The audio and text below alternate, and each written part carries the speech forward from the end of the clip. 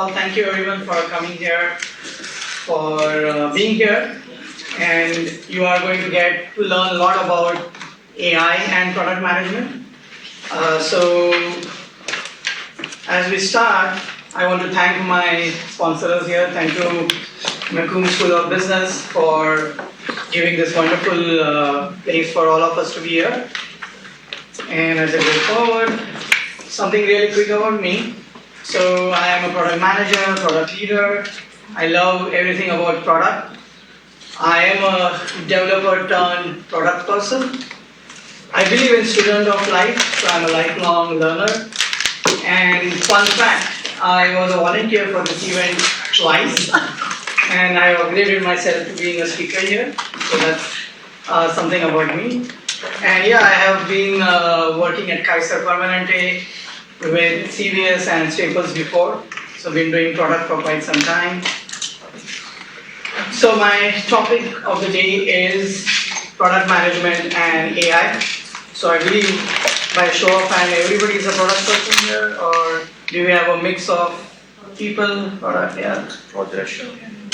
Show of hand for what? By show of hand, do we have product people here, or a mix of product and I guess, yeah. Okay. Okay.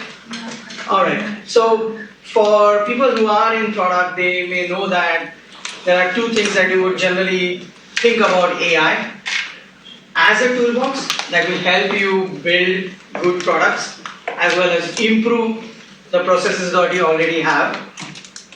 And the other way to think about AI and product management is more from a capability perspective.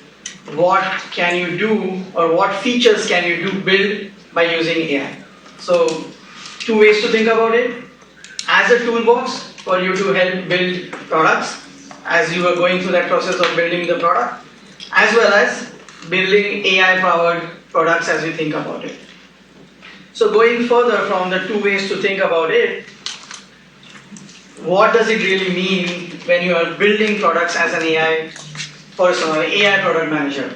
I would say all of us would eventually become AI product managers.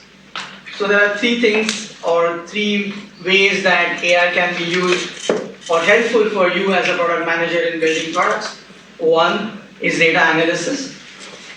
As a product person, you know that there are a lot of data that you have to go through, anywhere from analyzing product usage data, customer feedback, NPS, whatnot, right? So over there, obviously AI can be our partner who can help you recognize patterns and various trends that would be helpful for identifying the problem better.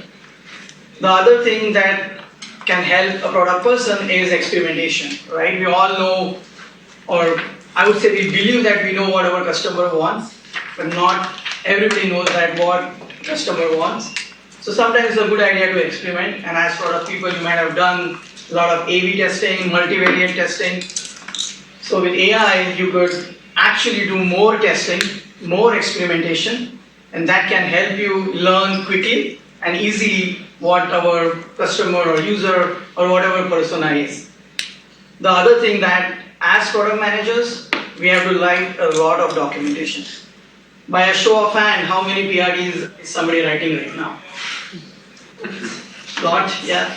Elena is writing a lot, Advait too. So another pain point is communication, right? So definitely AI can help you create that documentation right from user stories, acceptance criteria to PRDs that we can think about. So as we think about AI and product management, we might have to think about a little bit in a different way of how do you look at building products. So the first thing, again, 3 points to consider here. With AI, what are the areas of your product that would change? With AI, what are the areas of your product that would remain as is? As I think you might have seen through the entire day that AI is not the solution to everything. There are certain things that don't need AI. So essentially areas where product will remain as is.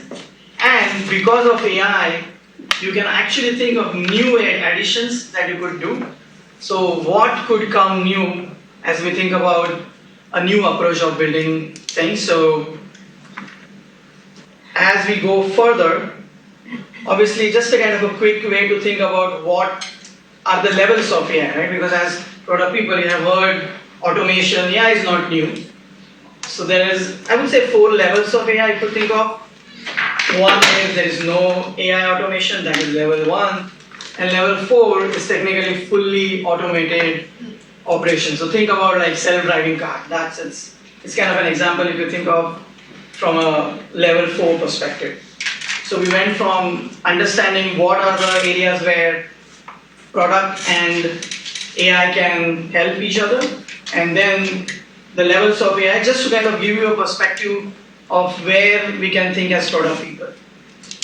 So the next question that we all always have is that why or what is the product manager doing for this, or from a success perspective for AI features, where does the product manager stand?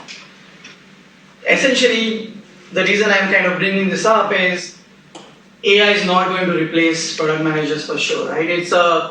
Think of AI as a partner, a way to empower you as product people, and whether you move from one level of AI to the next level is a product question. It's not a machine learning or an AI question, right? So product manager would be there for the crucial decision making of what would be the success of all these features. Great AI, as we all know, is not equal to great product, right? There is AI everywhere, right? So as we are building those products, be transparent. Whenever there is a need, allow the users to intervene, and always, as always, take customer feedback. So have those feedback loops going on. And in the end, if you think about it, a product manager to some extent controls what builds next or what happens next. So definitely, as a product manager, try to think about creating balanced roadmaps, having product innovation as well as something that is already working.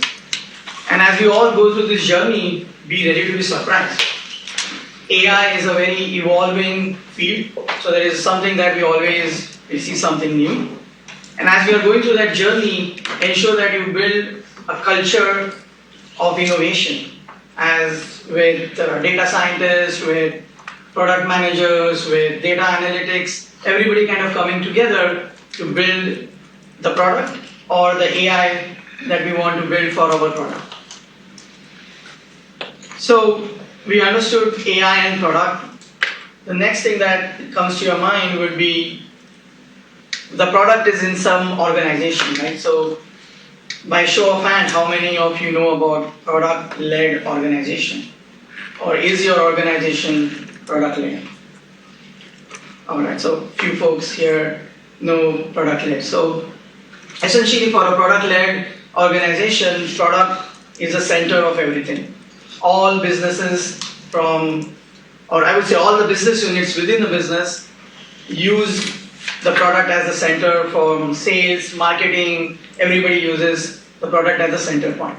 So some of the features that you would think of would be product is the center.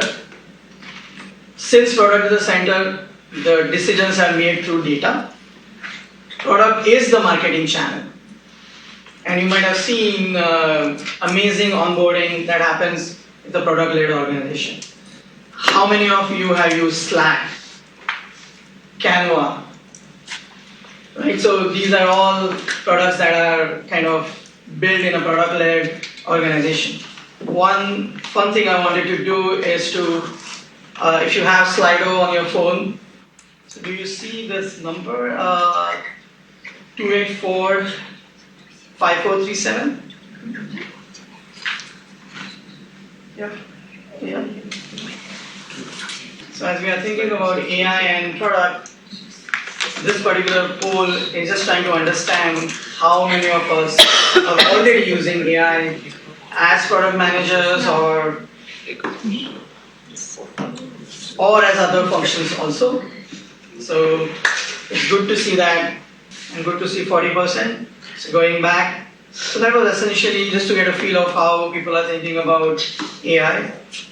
And do we consider GPT chat as AI here on this? Yes, I mean. All right. So as we think of product-led organizations, essentially the product is the center from all perspective. You have amazing onboarding, you have good way to collect feedback, and you all know that it has a good amount of self-service, so you can just use the product. So what would be beneficial for somebody who is using AI in a product-led organization, right? So we all understand what the product does overall for all business units. So obviously there would be us getting smarter. We would be more effective ways, as I would say, human beings to build the product in a better way. And when you think about the actual product, we'll obviously have improved product delivery. So one thing I wanted to kind of ask, maybe I guess since everybody is doing AI here a lot to a good extent, what are some examples that you could think of using AI or have you used in your product-led organizations? Anybody? Go ahead. So we use Hugging Face, Okay. and we have built some models around that. The intention of that is to understand the customer sentiment. So this is in context to PayPal. Okay. So we use it to understand what the customer sentiments are based on the language that they use. Okay. And it essentially tells the customer support as to with what sentiment a customer is coming in. So so the way we determine it is the customer is really frustrated, then we directly go into more solution-based approach. Okay. Versus if the frustration is less, we offer a couple of solutions before we get into more solutions. So I would say you guys are maybe at level 2, there is AI, but there is human to some extent. Yeah. So yeah. It's when employees are looking on how to do something in the system like ServiceNow. Yeah. They have some keywords and they break the articles that Got they it. want to get from. Yeah. Makes sense. Yeah. Yeah, we use, so there's like tools that we use, like for example, a lot of existing tools that we're using that already have AI features, like product board, for example, we use for the product roadmap for analysis of feedback. So they have AI features kind of which help you.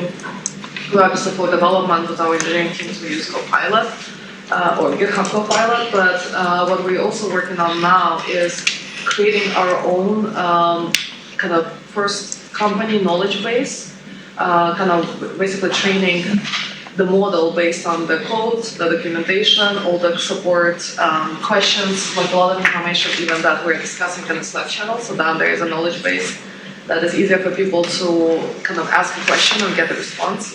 Same also goes to having the data from you in Salesforce where we track like the contracts. And then we're also doing the same thing for in order to speed up like efficiency of development, our own stuff. So we're training the model on everything that we've written before, like from development perspective, to have like our specific Copilot that helps create our specific code. So that is something that, in the same we do for the QA also, so that it's easier for us to QA what we're doing. So it seems like a pretty intensive use of AI as to kind Well, of with bring the it. slides, but thank you for that.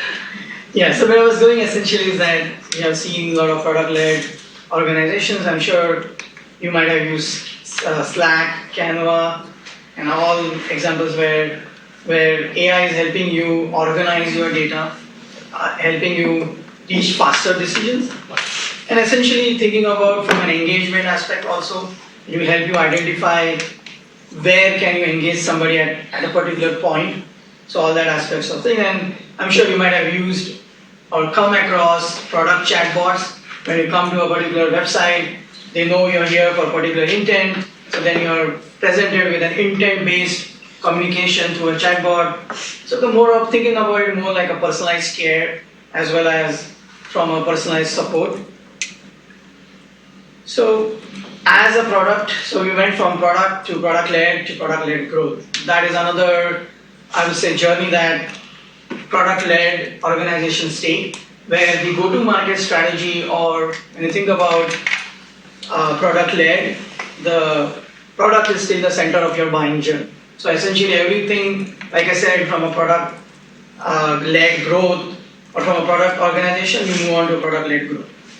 And I'm sure some of you might have used Canva again or Slack, and you might have come across free experiences, how many have used Calendly, for example?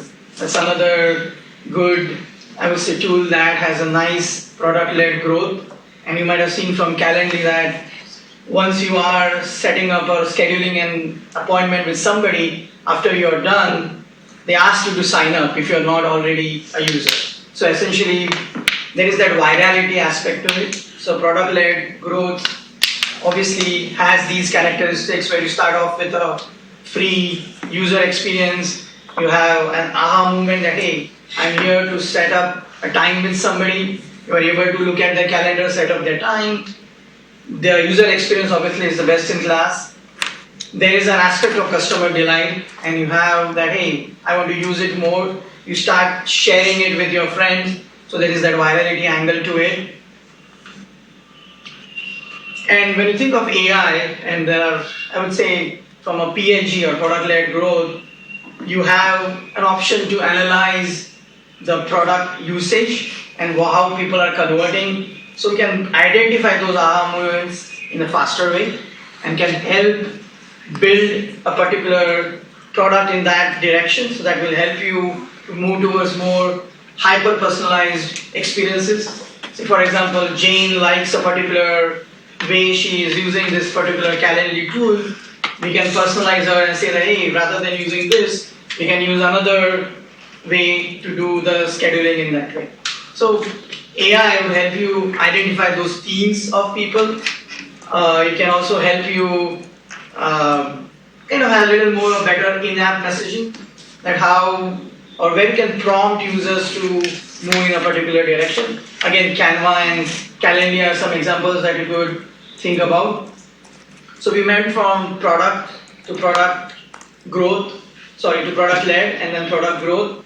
But then the basic question that all we have is that how would it make life better for us, right, as product managers? So for a product management life cycle, if you all think about, we always start off with what is the outcome or what do you want to achieve. So from there we move on to discovery, that hey, we want to understand this further. We have to validate our assumptions, so definitely that aspect is there. And then you go ahead with the build, and then you go and launch a particular product into the market, and then you evaluate if you are able to meet the business outcome that you thought of, and then you iterate over the entire process again and again till your business outcome is met or your business outcome is changed. So for every of these, question. On last slide, can you talk more about discover and validate, like example? Yeah, so essentially, if say your business outcome or your business goal is to increase, say, revenue. So as a I would say product person, you know that is the goal. But what does it mean to you from that particular goal, which may not, right? I mean, as a product manager who is on ground, you may not be able to relate to it. So kind of relating that will help through AI essentially. That is where I was going next, is that there are a lot of these questions that come up. What kind of customer is using us? Where is the customer churning off? Some of these questions are not easy to answer. So all that could be fed to an LLM model, and it can help you generate those answers, right? That, hey, this is what it meant, and help you in that discovery a little bit better, help you fine-tune where you should be focusing your attention on, and then validate essentially is the phase where you are doing prototyping. You are talking to maybe customers also at the same time, and you are validating if this is the right solution for the problem that they have. So that validation phase is all about prototyping to some extent, to then further build, go into the build phase where you know that there is a customer, there is a product that I can build, let me just go ahead and build it. So in every phase of that, AI was definitely going to help you further. So from a AI perspective for discovery, right, I mean, like I kind of touched upon, is that you will have the AI model in the middle. You can feed in all possible questions, users, and it will tell you what might be something that our customers, users want. And it will help you answer those questions in a better way, right? The typical questions that you have seen. What does the user flow look like? What does the what is stopping the users to convert? So all of these questions can be easily answered. And in the discovery phase, I mean, if you have customer, I would say interaction direct. If you don't have, if you are talking to the sales teams or customer success, the process generally is you're setting up interviews, you're trying to understand what is the problem, you're trying to get feedback, and you're trying to identify those teams, that how many of our users are saying the same thing, and is it something that we could solve? So AI would help you synthesize all that information in various, I would say, silos of information and identify those patterns that will help you then prioritize in a particular further direction. So that's how I would think about AI in the business outcome and the discover phase. Once we know or what we want to build, or we still want to validate, right? So AI can also help you in analysis, right? Essentially, you have various data points that can help you identify those themes where a particular pain point is, how many users, so you can get a good view from an analysis perspective to help you in analysis is what I would say. And once you have done those analysis, as you move on to further validation, as I was touching upon prototypes, essentially it can help you create multiple prototypes, right? You want to test out, say, multiple ideas, multiple ways that our users may use this particular product. So it would be easier and faster with AI to create multiple prototypes. And as you move from the validation, after you know that a particular prototype is good, and you're moving to the build phase, it will help you in better documentation, right? When you think about writing all the PRDs, the user stories, the acceptance criteria, you can feed in certain prompts to the LLM, and that will help you build maybe a PRD document that you can share with the team. So moving along, as we are now into the launch phase, we always have this thought that, hey, should we release it right now? Or, I mean, I'm sure how many people have come across a time where they don't know the exact date when a product is going to be released.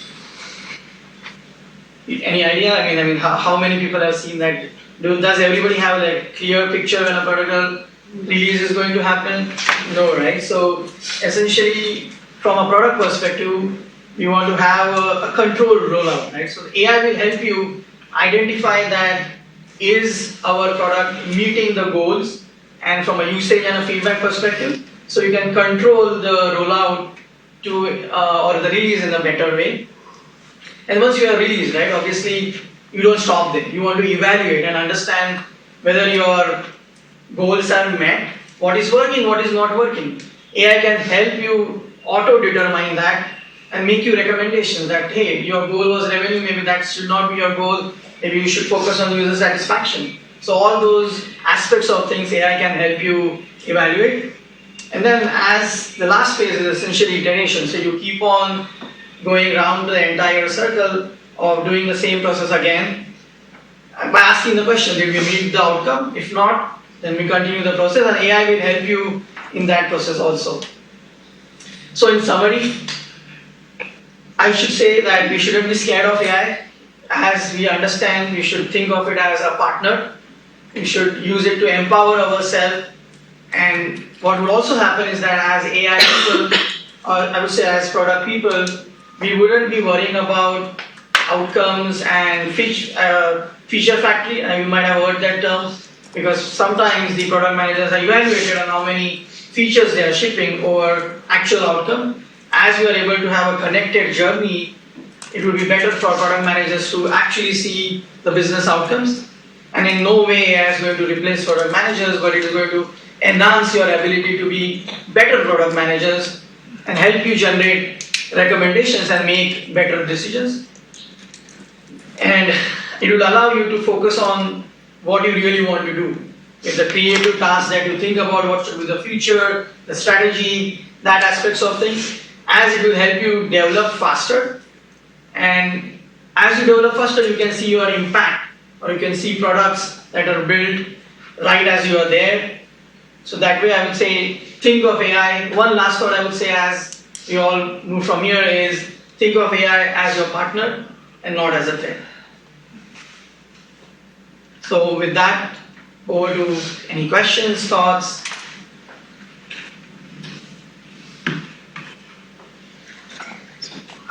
Yeah. I think AI still have a threat. Actually, maybe not product manager.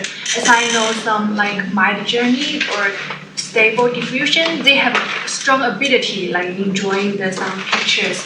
I think they may replace some designer. Yeah. That's a good thought. I mean, we don't know what the future would be. I would still say that it would help them make better designs. Right? As a designer, you can think of AI as a creative partner. At the end of the day, it is the creativity that you have as a designer or a UX person. So essentially, it will help you create those UX, UI faster, right? I mean, you can give the AI a prompt and I want this. As you get good at prompt engineering, you will have better output from the AI. So I don't know, I'm not an expert to say that, hey, this will happen, but essentially think of it as a way to support you, build better design, better, I would say UI, UX or whatever you're doing, and that would help you in that way. Thank you.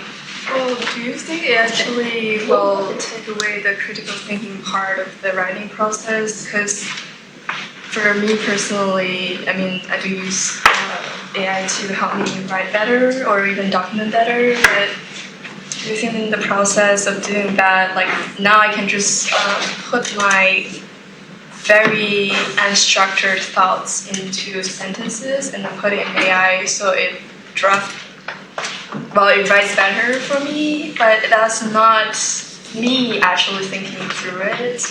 So again, like I said, AI is a thought partner, right? So you have, say you're writing a book. It's an entire big task, right? So you have certain chapters in mind, so you can break it down. Always it starts with giving it a prompt, right? So it will help you organize your thoughts in a better way. So you have certain ideas, they may not be the best way you are representing. So you can give AI some inputs that, hey, I'm thinking about this particular thing. That will help you fine-tune your thinking. That will give you a way to write better. I wouldn't say it would kind of replace it because creative thinking is still there, right? Critical thinking, I don't think AI is there yet to kind of replace humans, right? So definitely, wherever there is critical thinking, you are there as a human to finally decide because you know how AI works, right? It is essentially probability, right? So it's deciding based on entire knowledge of information that is this the next word, but you know that certain words don't make sense. So you need a human person to actually do a review of whatever has been coming out of AI. But wherever there is creativity, obviously AI can give you creative ideas and take it from there.